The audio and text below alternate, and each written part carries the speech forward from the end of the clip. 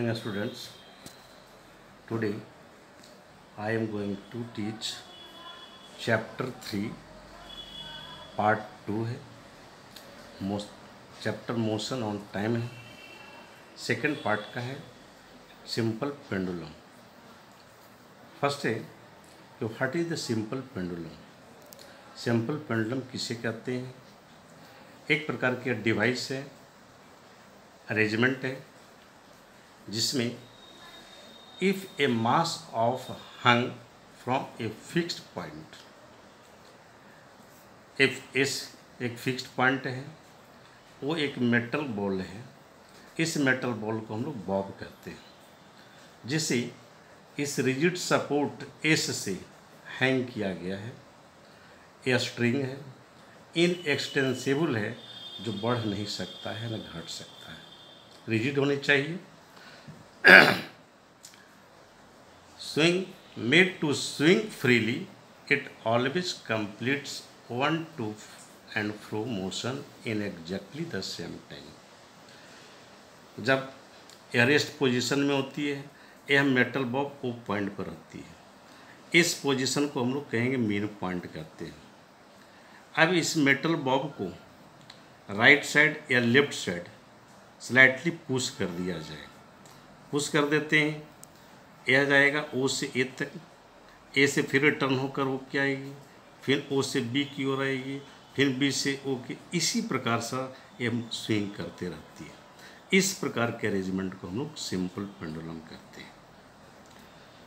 ये स्ट्रिंग है, केवल एस से ओ तक ये जो लेंथ होती है, इसे हम लोग कहेंगे लेंथ ऑफ दिस पेंडुलम कहलाती है। कि the distance from this point where it is hung to center of this bob is called length of this pendulum. A rigid support S थी, a metal bob O point पर है, S से ओ के बीच की जो डिस्टेंस होगी, इस distance को हम लोग कहते हैं लेंथ ऑफ दिस पेंडुलम कहलाती है।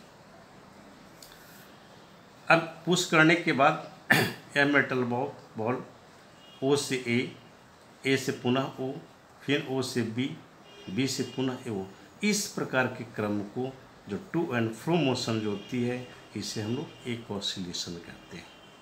ओ टू ए, फिर ए टू ओ, फिर O to B and B to O, कि ओ से चलकर ए तक, फिर रिटर्न होकर पुनः कहता है कि बी से रिटर्न होकर ओ पर चली जाती है, तो एक ऑसिलेशन कहलाती है।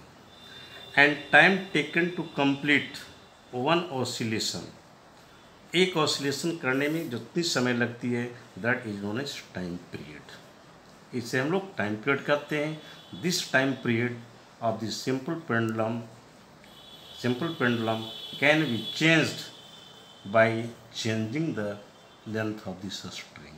कि यदि इस स्ट्रिंग के लेंथ को हम लोग चेंज कर देते हैं, तब इसका टाइम पीरियड चेंज हो जाएगा, बदल जाएगा। यदि लेंथ को हम लोग इंक्रीज कर देते हैं, टाइम पीरियड बढ़ जाएगी।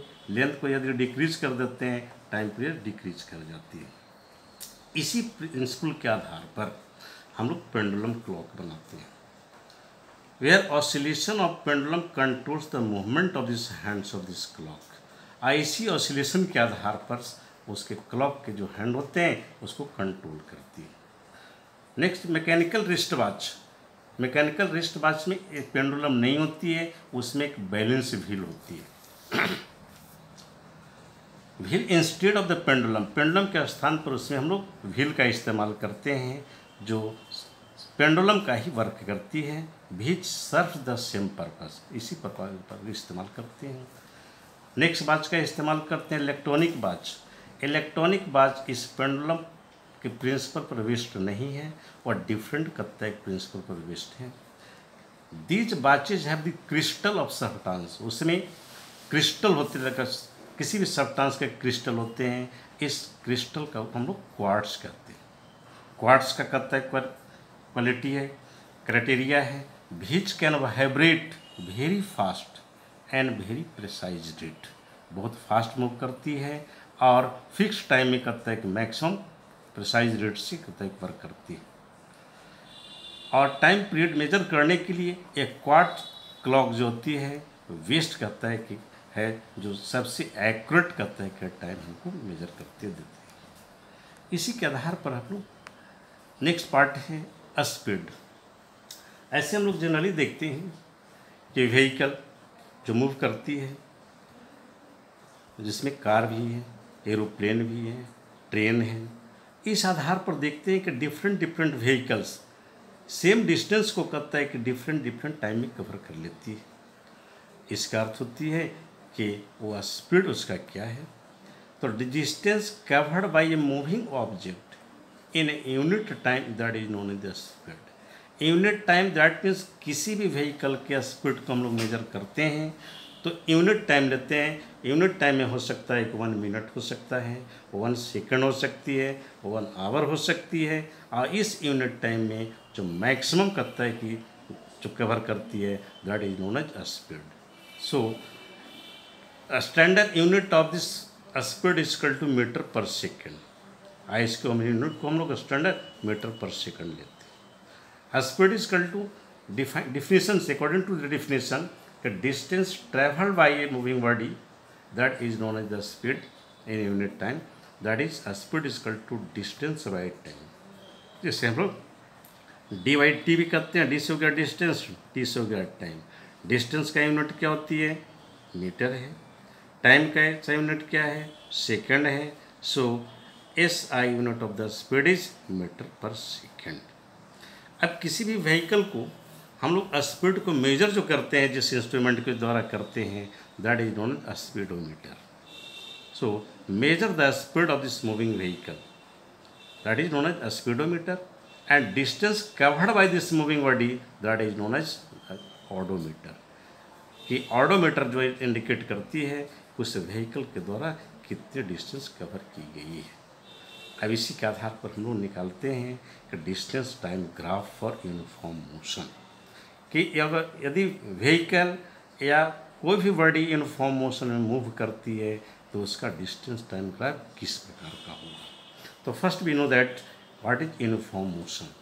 यूनिफॉर्म मोशन कि body is said to be uniform motion if it travels in a straight line and covers equal distances in equal interval of the time. कि कोई भी बॉडी किसी स्ट्रेट पाथ पर move कर रही है, यदि वह डिफरेंट समय में डिफरेंट डिस्टेंस कवर करती है तो बॉडी के इस प्रकार के स्पीड को हम लोग यूनिफॉर्म मोशन कहते हैं। इसी पर एक एग्जाम्पल लेते हैं। जैसे एक टेबल लेती है, 9 AM में ऑडोमीटर का रीडल कितना था? 5605, इतना मीटर था। 9.05 दैट मीन्स 9:05 पर इसका डिस्टेंस हो गई 56110। 9:10 में इसका हो गया 5615। 9:15 में हो गया 5620 और 9:20 AM में 5625।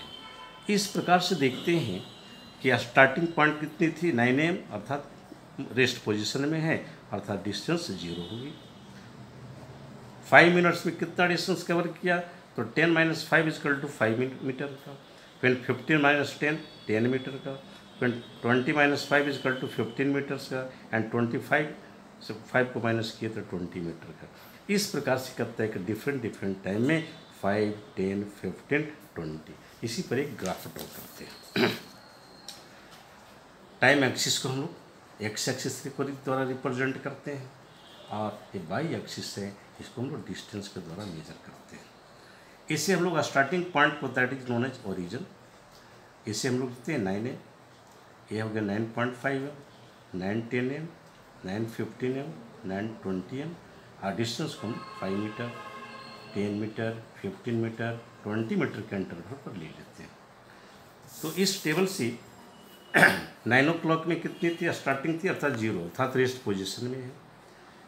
9.05 में एक कितने हैं? 5 मीटर कवर किया तो 5 पर इंडिकेट किया, डॉट किया।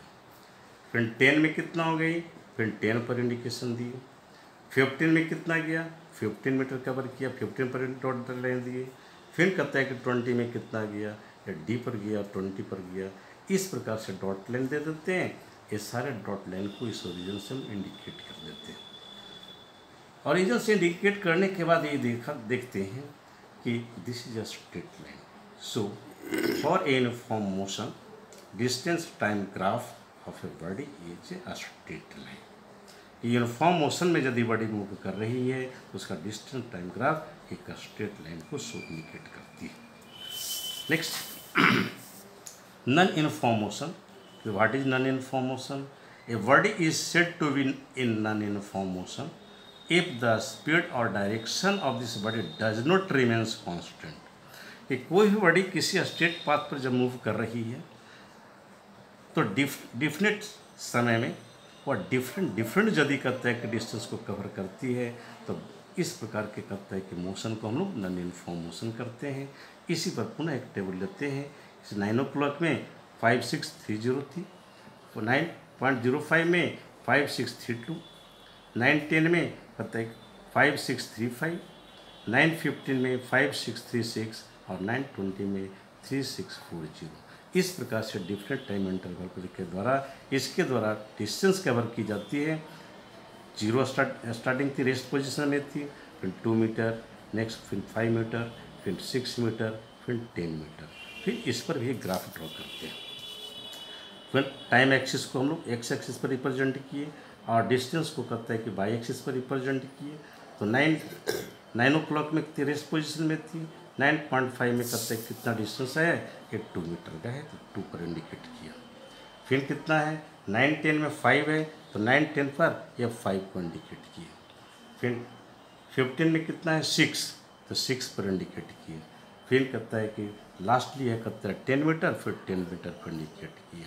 इस प्रकार से सभी डॉटेड लाइन को ज्वाइन करने के बाद देखते हैं कि स्ट्रेट लाइन शो नहीं करती है but it shows the A curve line. This indicates that distance time graph of a non uniform motion is a curve that means not a straight line. इस प्रकार से हम लोग प्रॉब्लम को या ग्राफ को हम लोग इंडिकेट करते हैं. रेस्ट. Thank you.